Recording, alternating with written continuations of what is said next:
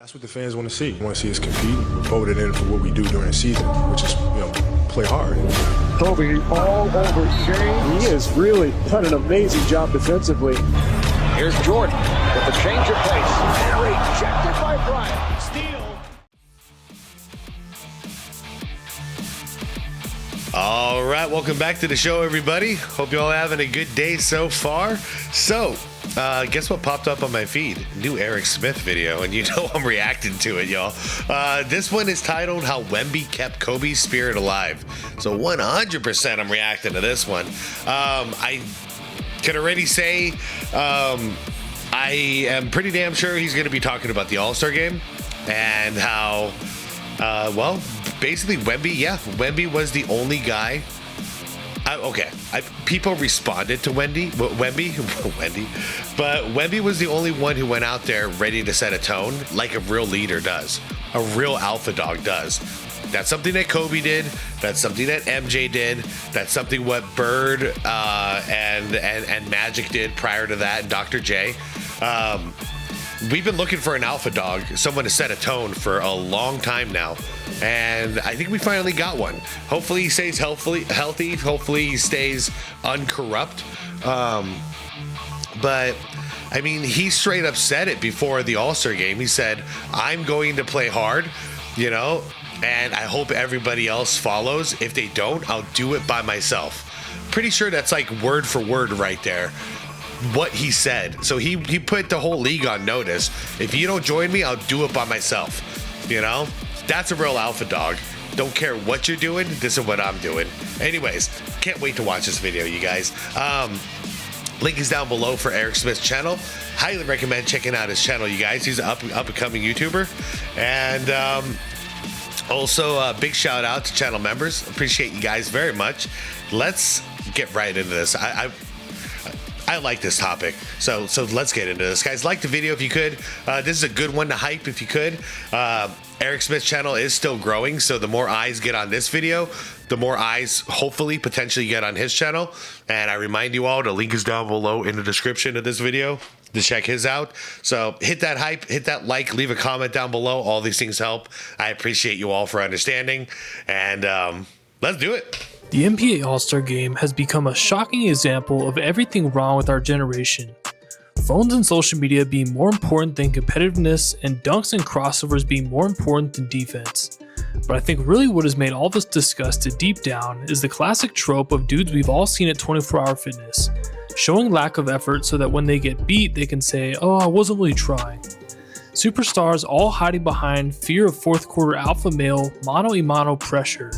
In addition, the lack of commitment to the fans from star players to do the dunk contest while still young and healthy. Last couple of weeks, no lie, I've watched probably the intro and at least the first quarter of every All-Star game from like the 70s up until like late 90s. Bro, you were so baked you don't remember none of it. And I wanted to see what the big deal was, and if it was really that much intensity, like a Game 7. Like, wait, there's the lie, by the way. There's the lie. There's always a lie involved, and there it is. See if you catch it. Deal was, and if it was really that much intensity, like a Game 7, like y'all said. None of us has ever said it was like a Game 7. Not one of us has ever said it was like a Game 7. We said they played at 80% intensity of a regular season game. Not a playoff game, not even a Game 1 of a playoff game, not a Game 3, definitely never a Game 7, okay? They played almost like it was a regular season game, and that means it was competitive. Because back then, regular season games were very competitive, as they were. So 80% of that, with all the greatest stars on the court in the world, all at once, having the ultimate pickup game, was one hell of a show, KD. That's all we're asking for.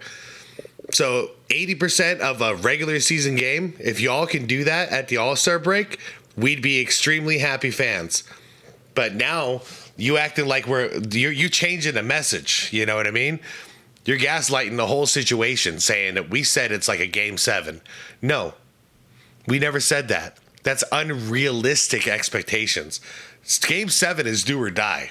No one will ever play a pickup game like a freaking Game 7, KD.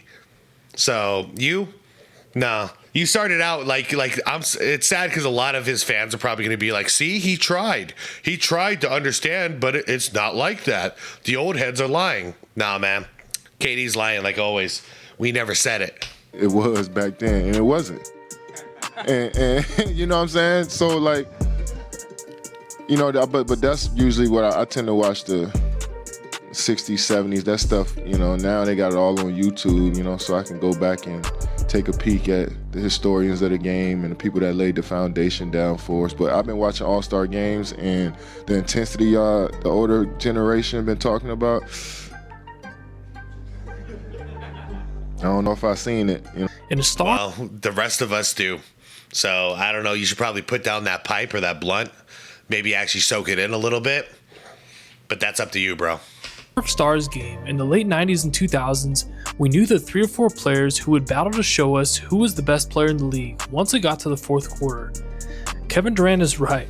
If you watch old tapes of the All-Star game, there was of course a lot of dunking and fast breaking and not a lot of defense, but he was dead wrong about the fourth quarter. Most games, if it was within 10 going into the fourth, there was defense being played.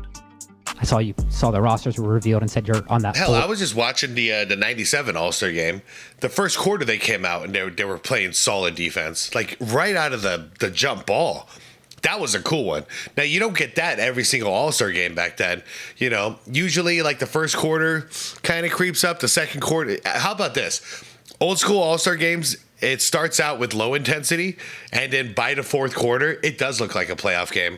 That's the crazy thing about it. But if we're talking about the overall balance, no, it's not like a playoff game. It's not. But that fourth quarter sure as hell is. Everyone wants to win. Everyone wants the MVP at that point, and everyone is just playing their hearts out. And I love it. That was great. It made it exciting. So you get all the BS out of the way in the beginning. At the end, you got one hell of a show to watch. Heads team, do you think the old heads will compete and try to win the whole tournament here? You should ask the Europeans, if the world team, if they're going to compete. I mean, because we look at Luka Doncic and Nikola Jokic now. Let's go back and look at what they do in the All-Star game. Is that competition? So we haven't questioned what they've been doing, but we're going to question the old heads. Yeah, we're going to do that because they learned from you. You know, this isn't their country, and this isn't the league that they're used to. They came over here to the NBA, and you guys, LeBron James, Steph Curry, Kevin Durant, you guys are the veteran. You're the veteran old heads of the NBA right now. You're supposed to be teaching and leading by example for the next generation and all the newcomers to go, this is the standard. This is what we expect out of you. So what's happening with the Europeans, and I agree with KD. You know, I agree, you know, when you talk about Jokic and Luka, they really disappointed me in this last All-Star game. They didn't come to play at all. But the thing is, what I'm saying, there's always a source to this, you know? No kid is born an asshole or a POS. They learn that because of their parents, you know, because of their surroundings. What are you teaching this kid? Why is he like this now? You know what I mean? So when it comes to you know, talk about the Europeans coming in and not playing hard in the All-Star game, why would they? You guys haven't been doing it for the last 10 years either. So that's how long they've been around, not even that long. So they're playing in your league and going, oh, this is what we do on All-Star break. We just goof off and have fun. It's obvious, dude. It's not hard to figure it out, KD. The Americans, but these two dudes out there, Luka and Jokic, they don't care about the game at all. These dudes be laying on the floor, they shoot from half court, but you got what? Didn't Steph Curry lay on the floor as well when Giannis was about to dunk on him? I wonder where they learned it from. Huh. About the old heads playing hard. I can read between the lines, bro. And I just think, no, man, you're Kevin Durant. You think everything is about race. It ain't about race. It's the whole league, okay? You know the one dude, there's two people who actually get credit this last All-Star game, okay? You want to play the race game, you fucking dumbass? There's two people in this last All-Star game that everyone is praising for putting in an effort. You know who those are? Wemby and Ant-Man. Huh. I guess we can't talk about the race thing anymore because it goes against your fucking narrative now, doesn't it? I'm so sick of him because now we saw his leaked messages. Every freaking message that he's sending in his group chat has to do with skin color. So it's so funny to me. I noticed, over the last like 6 years, some of the people who call out racism the most happen to be the most racist people I've ever seen.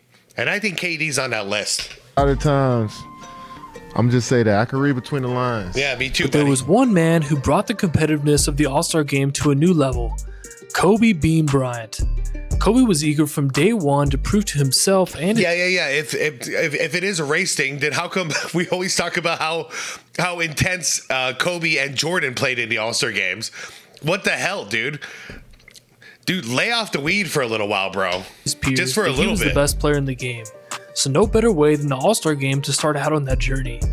With his famous line at 19 years old, "I got Mike," Kobe sought out who he viewed as clearly the best player in the league and wanted to see if he could stop him. Yep. From day one, Kobe took the second halves of All-Star games very serious. Any of you out there who regularly play pickup know, 2 to 3 talented players who stop trying and start shooting 40-footers, not getting back on defense, it destroys the quality of the game. But you guys have also seen all it takes is one player to start embarrassing people with hustle blocks and steals, and pride takes over and the competitiveness is back online. Yep, and that's what Ant said too. Wemby set the tone, and we had to respond. You know what I mean? That's how it goes. Because if you don't respond, you're going to get embarrassed.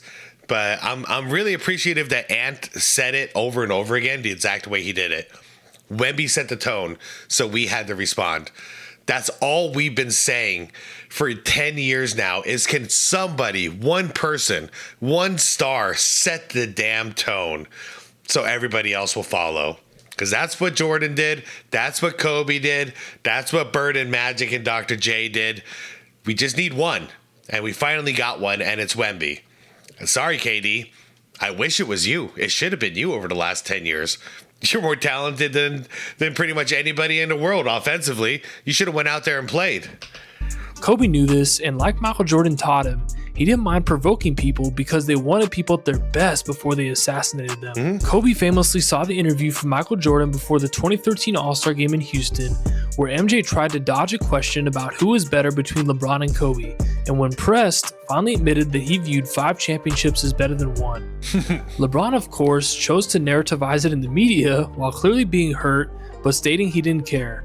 While Kobe didn't say a word, but proceeded to respond by locking up LeBron full court in the 4th quarter, and excitedly seeking out a 1v1 in the last 10 seconds, which LeBron passed out of twice. And you got to remember, this is one reason why I do miss the East and West. I miss when this worked, because chances were they're going to meet in the finals. That's what should have happened, at least.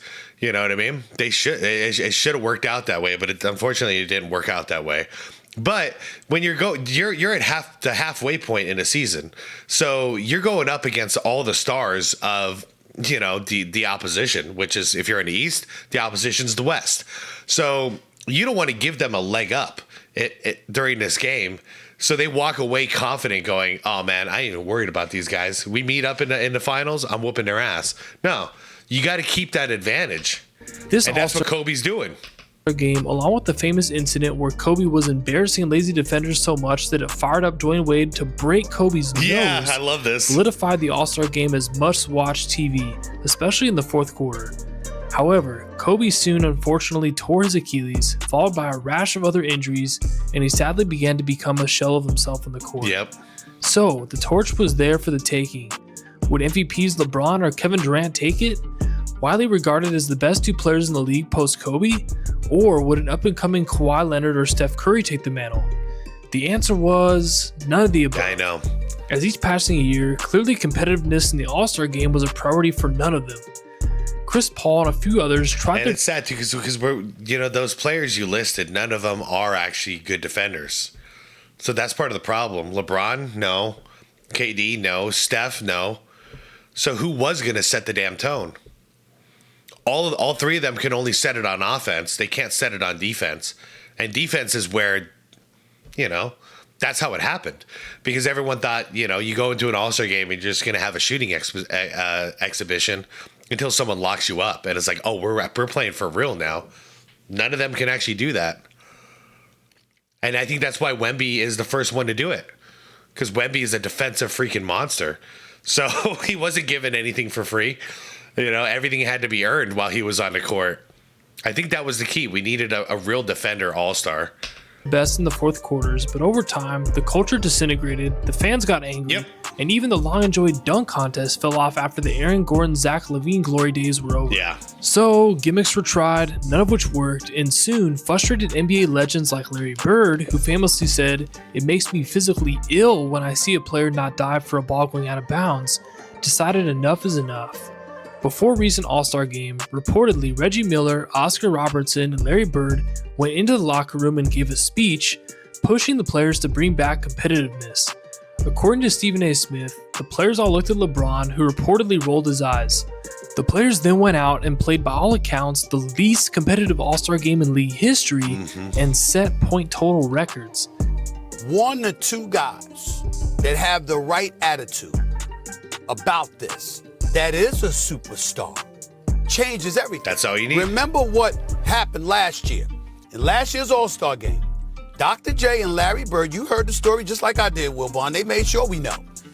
Dr. J and Larry Bird walked into the locker room and talked to the players. And they talked to the players, and the NBA thought, yes, the players are really, really listening. They're really, really getting it.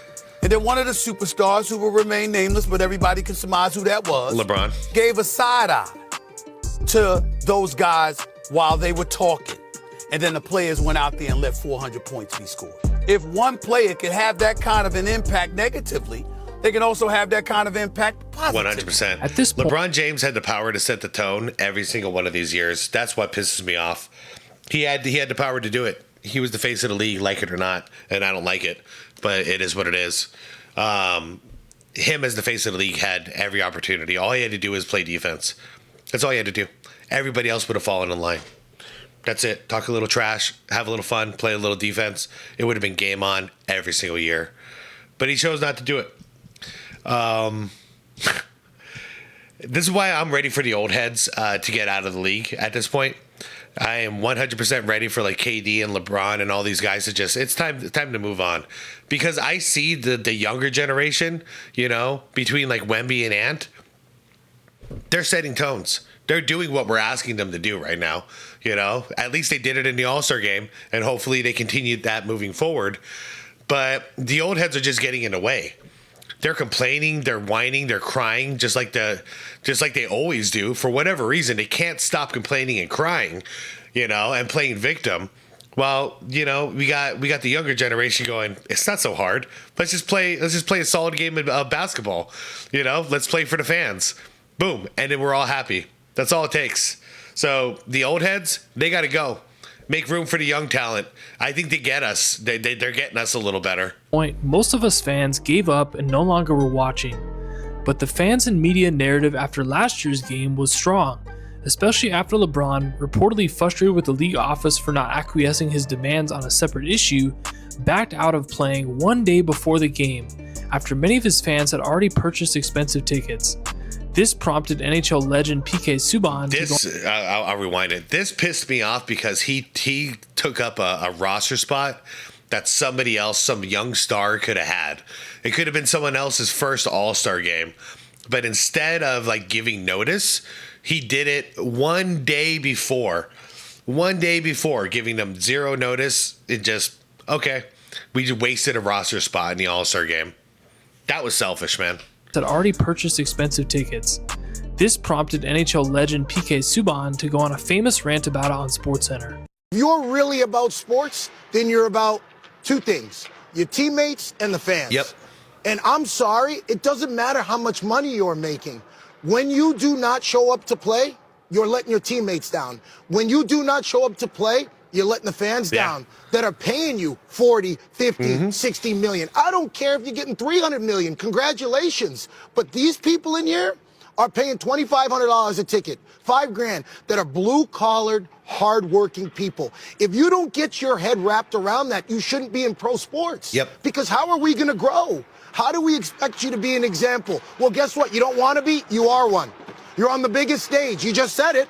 They make the most money. You're an example. You got to show up. You got to take that on. I'm sick and tired of making athletes greats, all-time greats, that aren't the best examples.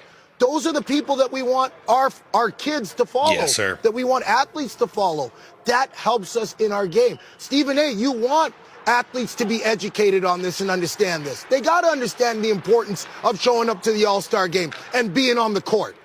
And playing banged up sometimes. Yeah. And playing injured maybe at times. It's one weekend out of the entire year to show gratitude for the fans. One weekend out of the entire year when these guys are making hundreds of millions of dollars. That's all we're asking. We're not saying kiss our ass, you know. We're saying 3 days. Y'all can't be nice for 3 days and treat us decent as fans. When you get all of these rewards, you can't be decent to us for 3 days. No, y'all got to talk shit about us and say like, oh, you guys are lying about your blah, blah, blah. It's not like a Game 7. Screw you guys. This is why you guys have lost so much fandom. And even when I try to send a message to my viewers that, you know, we turned a little corner here with Wemby and Ant, half of the people watching, rightfully so, said, screw them. They already lost me. They can't win me back. And I understand where you guys are coming from. They did it. They did it. It's not your fault. They did it for 10 years in a row, you know? Participating, because here's the thing. Because you're making 100, 200, 300 million, you should be out there banged up. You should be. That's why we pay you. Yes. Is to max out. Yes. To do what we can't do. You're professional athletes. You're getting paid all this money because you're supposed to be doing the superhuman. We can't do it, so we watch you do it. That's entertainment. Imagine if freaking Jimi Hendrix back in Woodstock, he took the main gig, which he did take the main gig, and he made the most money. He got paid the most. He was the biggest act. And he shows up. I'm just kidding. He doesn't show up, but he still cashes the check. Imagine that. Imagine that. There would have been riots if he did something like that. That's what this is. LeBron gets to cash the check, but he doesn't even show up to the damn game. Cool, man. Cool. We talk about greatness and it being the longevity of somebody's career. I don't care if you play 50 years. I want your best 10. Yeah. I want you on the court dominating. And that's why the longevity thing, guys, I think it rubs a lot of us the wrong way. Because if you're playing until you're 41 years old in the NBA and you're still a starter, you know, chances are you didn't max out. You didn't give us your best. I want you to go all out. I want Michael Jordan. I want Kobe. Yep. That's what I want in every sport. Yep. That's the guy that I follow. You're a different version than that, you don't get my respect. Every few years, there's new future superstars drafted, and while they are ascending from lottery pick to star to superstar, they are watching and learning league culture from vets and the other superstars around the league. Exactly. Ant and Wemby were ascending to star status around this time, with both clearly looked at as on superstar trajectories. Ant, while clearly loving verbal banter, had at times looked extremely competitive and other times a bit disengaged and unfocused. Wemby, however, had looked competitive, especially on the defensive end from day one, but he preferred to let his game do the talking. But what these two had in common was they both were very likely to become perennial all-stars. Last year, Wemby had tried to instill more competitiveness in the game, but in limited minutes, he wasn't able to really spark the other players, despite bravely taking on a 1v1 versus the ball-handling god that is Kyrie. But this year, he privately and publicly vowed to change the All-Star game. With the new format and clearly ascending to two-way superstardom this year, he would get a bit more playing time and have more cachet with his peers on his second in West San Antonio Spurs performance. But other stars who played a big role in destroying the game, like Kevin Durant, were still skeptical. But young stars like Ant and Tyrese Maxey were watching, waiting to see if Wemby could back it up. They finally seemed ready to break free of the poor culture in the All-Star game set by LeBron and KD and making their own path. Would it work? Shockingly, it did. Yeah, it kind of did. Wemby came out playing hard and insisting on his teammates rotating and playing help defense. On several missed rotations, he was clearly That's how he set the tone right there, by the way, you guys.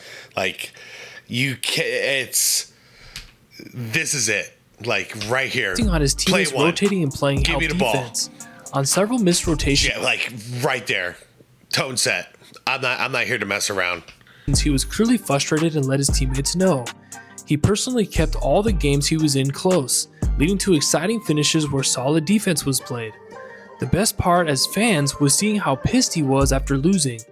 As fans, that's all we've been dying to see. And honestly, the rest of his team let me down for him. Like, I felt bad for Wemby because it's like the rest of the team didn't get the memo. We're doing something different this year. We're actually playing. Instead of the happy dapping up and laughing on the bench after getting beat by 30. Kawhi, who famously hates anything other than playoff basketball, even decided to play hard. Dude. For his hometown fans, scoring an incredible 31 points in 12 minutes on great efficiency and actually playing some defense as well. But it's funny to see how, this kind of rubs off on everybody, though. One person shows up and it's like, all right, screw it. I could do this too. And then, it's like a domino effect. Ant finally brought it home. That was the best basketball I've seen Kawhi Leonard play in like 7 years. Fired by Wemby, it was a blast. Playing hard and finally craving the big clutch time moments that can be had in All-Star games. Wemby, massive respect to you, brother. Trailblazing is hard, especially when influential people have made the thing you were trying to do unpopular among your peers. But people respect sincerity, authenticity, and courage, and you showed all of those for the fans. Well, you also shut down the narrative that Kevin Durant was saying. He can't say the Europeans don't play hard in the All-Star game anymore. No, he can't. Wemby changed that whole thing. But deep down, I think you did it for yourself because like MJ and Kobe, I think you want to beat people when they're at their best, not when they're not trying. Thank you for scoring 40 in 26 minutes against the Lakers, who completely disgraced themselves and disrespected you by sitting almost every player in their rotation against you. Stupid. You still sometimes are. And that's a marquee matchup, man. That's unfortunate. That should be a fine. Offensively to be an MVP or a champion at this time, but you're close. This All-Star game proved that you're damn close. Keep going, Wemby. Spurs fan or not, NBA fans are grateful for you and rooting for you. For sure.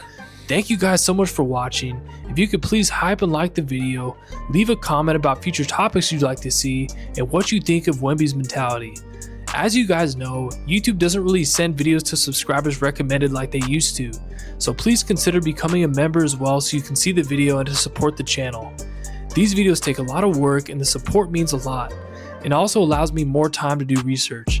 Thank you guys again, much love. Hell yeah, dude. Peace. That's what the fans want to see. They want to see us compete. We're voted in for what we do during the season, which is, play hard. Kobe all over Shane. He has really done an amazing job defensively. Here's Jordan with the change of pace. And rejected by Bryant. Steal by Kobe Bryant now with 7 points in overtime. I'm telling you guys, the 2000s, it was in good hands. It was between Duncan and KG and all these guys and Kobe. Like, it was in great hands, man. First flagrant foul in All-Star game history. If anybody know Cole, Cole respects you if you a dog and you gonna go at him. You go back at him. And that's when Cole started to respect me, when he realized, like, I'm not backing down. And it's not that attention, it's just who I am. I mean, me and Cole, we got into a little tussle in the All-Star game, and then I ended up hitting him the wrong way and he broke his nose. That was the first time I've ever seen that.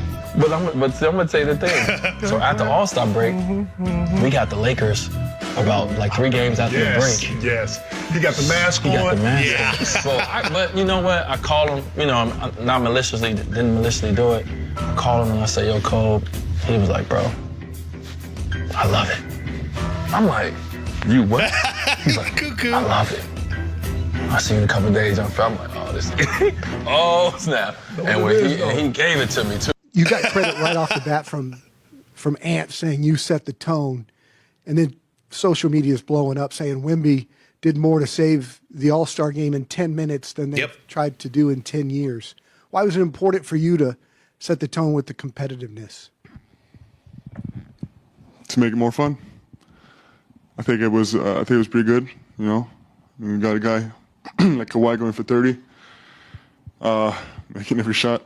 No, it was pretty good display of basketball, better than last year, in my opinion. Yeah, for sure. It was fun. I like it too, because he's not. He's reminding me of Kobe right now. Because job not finished. That was a step in the right direction, thanks to Wemby. That was a very, very good step in the right direction. First time I could say it in 10 years for the All-Star game. But there's a lot of work to be done. We had maybe, I'd say like 15% of the players out there that actually responded to the tone. and helped to create that tone. Everybody else was still being lazy asses. But the more people jump in, hopefully next year, this will be expected now, you know? The only thing that can happen next year that'll just like ruin any momentum is if Wemby's injured for the All-Star game. That would suck so bad, you guys. But hopefully this continues to move forward. It's like it said, it sounds so silly. You did more in 10 minutes than people have done, you know, anybody else has done in the last 10 years to help the All-Star game. 10 minutes of your life, man. When it's being discussed the way it is, it took KD more than 10 minutes to sit up on the podium and complain about us, you know, complain about us fans. When he could have taken that 10 minutes and just played hard. And we would have been making videos like this about him. You know? That's the thing. We'd be making videos about KD saving the All-Star game. Instead, we're making videos about the Young Bucks saving the All-Star game in Wemby. Well, it's just how you know. You know, we don't hate all of new basketball. We hate a lot of what it's become. But when somebody rises up and changes the tone to something, to like a frequency that we can match with, like Wemby has, we rise up and we talk positive about it because we want to see more of that. So this whole victim thing, guys, we don't trash on everything. We trash on what we don't like. We praise and we love the things that we like. And this is proof of it. So anybody wanting to know why I'm praising Wemby so much? This is why. He is like, you know, the glimmer of light in this freaking cave of darkness that maybe the future might be better. We might head in a better direction. So that's why I watch. That's why I talk about it. And Eric Smith, shout out to you, man. Great video. Guys, go check out his channel. Link is down below.